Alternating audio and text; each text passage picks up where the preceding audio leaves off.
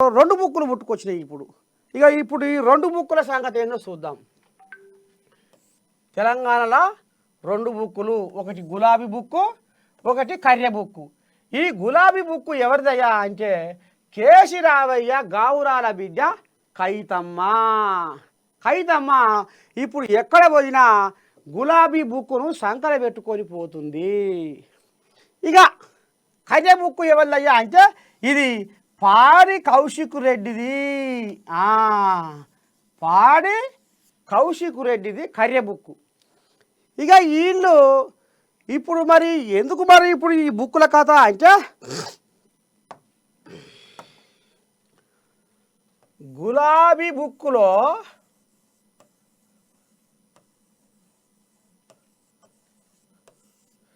కైతమ్మ ఏ ఊరికి పోతున్నాము ఒకటి,